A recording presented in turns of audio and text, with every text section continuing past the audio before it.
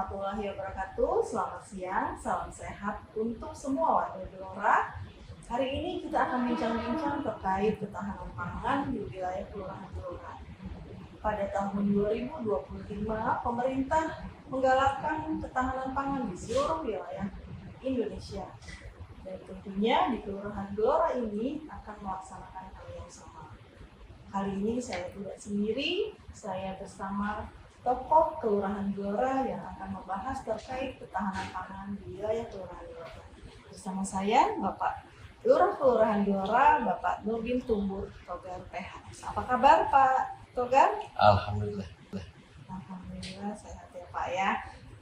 Mungkin untuk sekarang ini kira-kira apa yang Bapak lagi sibuk apa Pak?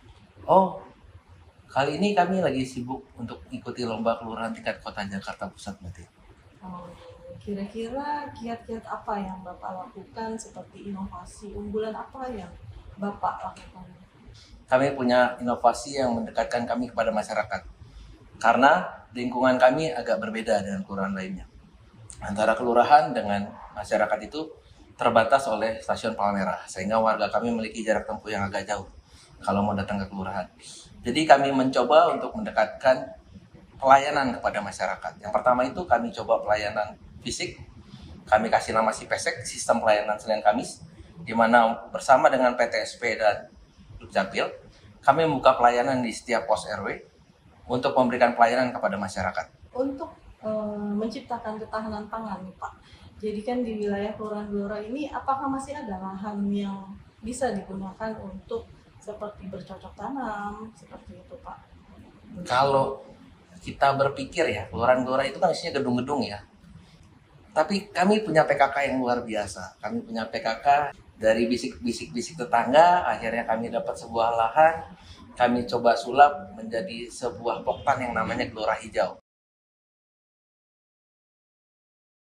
Di situ kami coba maksimalkan bagaimana menanam hidroponik, bagaimana menanam tanaman-tanaman yang bisa membuat kita berpartisipasi dalam ketahanan pangan.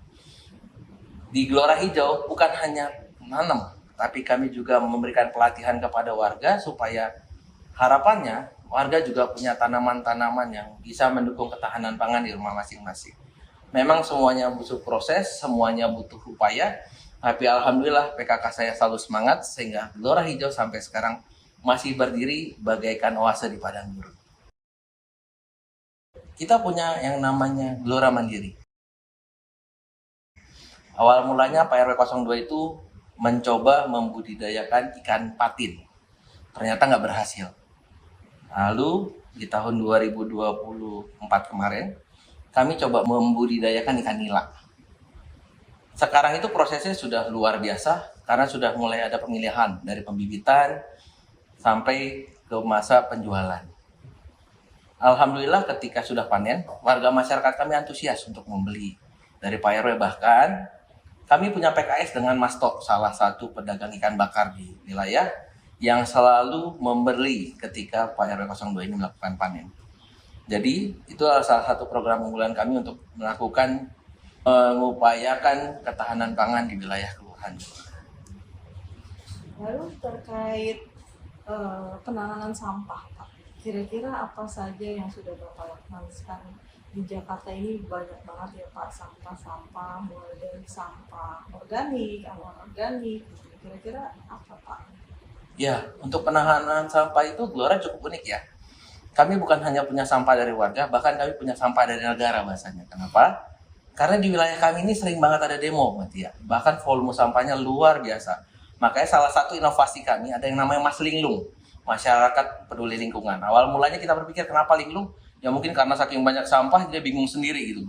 Tapi alhamdulillah Mas Linglung ini akhirnya membantu kami bersama dengan PPSU kami melakukan pemilahan sampah dan pemungutan sampah serta pembersihan pasca demo.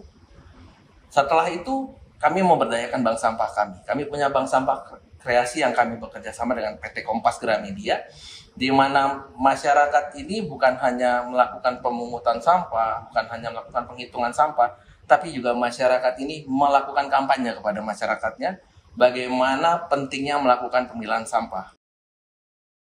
Kami bekerja sama dengan LH dan GBK untuk melakukan bank sampah yang menghasilkan kompos yang bahkan hasilnya itu bisa dipakai untuk seluruh kota Jakarta Pusat ketika kita melakukan penilaian Adipura. Jadi kami coba maksimalkan semua yang kami miliki, mulai dari masyarakat, CSR, pemerintah, untuk melakukan penanggulangan sampah di wilayah kelurahan Gelora. Kalau di Gelora itu ada pasarnya, Pak?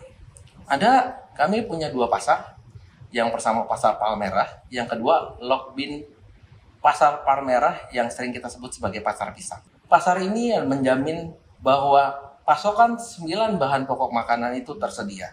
Bahkan ada satu gerai pangan bersubsidi di wilayah Pasar Palmerah yang memastikan ketersediaan bahan pokok untuk seluruh warga Kelurahan Gelora.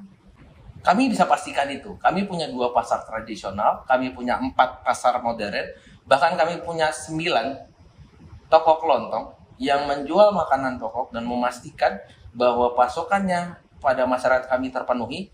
Bahkan beberapa masyarakat dari kelurahan lain berbelanja di wilayah kami untuk mendapatkan kebutuhan pokok itu. Kira-kira masih ada nggak, Pak? Kayak kemiskinan ekstrim atau anak stunting, balita stunting gitu, dan apa jika ada, apa upaya Bapak itu untuk menangani kasus tersebut? Kalau kita lihat dari data Jakarta 1 ya, kami masih punya 9 orang yang miskin ekstrim. Tapi bersama dengan Kasih Kesra kami, bersama dengan Pendamsos kami telah melakukan verifikasi dan semua yang miskin ekstrim ini sudah mendapat intervensi dari pemerintah. Kalaupun belum, sudah dalam proses pengajuan. Dan saya rasa sebenarnya yang miskin ekstrim di Jakarta itu hampir nggak ada ya. Karena mungkin mereka belum dapat bantuan, tapi tidak miskin ekstrim juga. Untuk balita stunting, kami masih punya 3 orang lagi. Tapi ketika saya masuk di 2024 kemarin, kami punya 5 balita stunting, dan berkat intervensi kami, sekarang tinggal 3. Kami berharap ke depannya kami bisa menuntaskan stunting di wilayah Kelurahan Gelora. Nah, stunting ini juga tidak lepas dari pemberian ikan hasil dari Gelora Mandiri maupun sayuran dari Gelora Hijau yang sudah kami lakukan. Ada juga CSR kami, baik itu dari Sensi, Kompas Gramedia yang suka mensupport, baik itu bantuan telur, susu kepada warga kami yang mengalami stunting. Ada nggak sih Pak program produk unggulan yang ada di Kelurahan Gelora itu yang lain dari kelurahan lain? Gitu, Pak? Ada dong. Kita punya yang namanya kentang terbang, bukan kentang yang dilempar-lempar gara-gara bapak marah sama ibu ya, tapi kentang yang kami harapkan bisa terbang untuk kemancaah internasional mudah-mudahan, karena saat ini kentang terbang yang kami olah itu sudah punya 9 varian halal dan dia sudah punya pangsa pasar di luar DKI. Jadi harapannya ke depannya kentang ini bisa terbang ke cakupan yang lebih luas, pangsa pasar yang lebih luas lagi, supaya bisa mengenalkan kepada masyarakat bahwa Gelora ini punya sesuatu yang luar biasa. Kami juga punya sambal yang rasanya cukup unik. Oh ya, kami juga punya ekoenzim. Ekoenzim kami sudah dilakukan proses, diolah menjadi sabun cair, bahkan pembersih lantai. Jadi PKK ini bekerja sama dengan Pasar Palmerah. Mereka mengumpulkan kulit buah-buahan, sayur-sayuran yang diolah untuk menjadi ekoenzim. Dan mereka melakukannya di Gelora Hijau. Tentunya Pak Lurah ini capek sekali ya. Nggak mungkin kerja sendiri ya Pak. Siapa yang berperan mendukung selain perangkat di kelurahan gitu? Apa ada lagi? Pastinya kami juga mendapat support dari berbagai pihak. Salah satunya adalah Direktur Umum PPK GBK. Yuk, silakan masuk. Assalamualaikum. Waalaikumsalam. Ada apa nih rame-rame? Kok kita nggak diajak? Oh iya Bunda, ini mereka adalah para pendukung saya untuk mewujudkan ketahanan pangan di Kelurahan Gelora.